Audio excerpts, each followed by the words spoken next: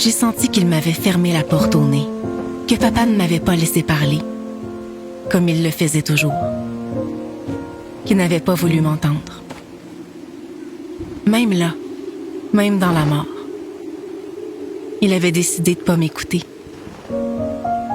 Et ça m'a fait un trou au cœur, plus grand qu'un trou noir dans l'univers. Ce départ sans mots n'était pas ce que j'avais souhaité et pensé vivre avec mon père. Après tout ça, après nos presque 38 années à s'aimer inconditionnellement, je n'avais jamais vraiment pensé à la mort de papa, que j'imaginais encore très loin, bien qu'il avait déjà 75 ans.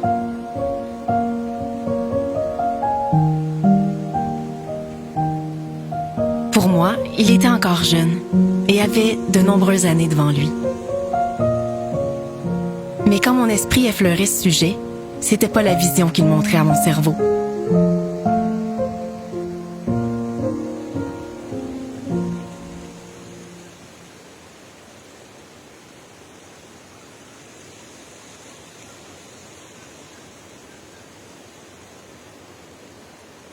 J'imaginais mon père partir doucement, très doucement.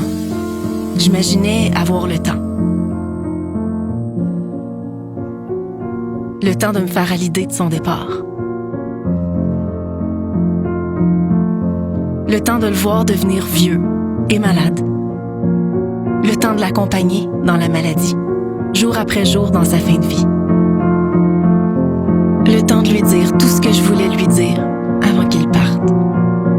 On garde toujours des petits tiroirs fermés pour ces moments-là, pour mettre des mots sur les non-dits formés par les années, pour mettre des pardons partout où il peut être nécessaire d'en mettre, pour donner la paix de l'âme à l'autre avant de partir, pour s'excuser surtout.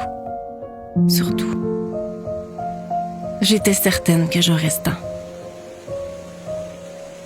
Mais papa me l'a pas accordé. Et pour ça, je lui en ai voulu. Pas au point de lui en vouloir, vraiment. C'est complexe à expliquer. Mais c'est un trou que papa a fait.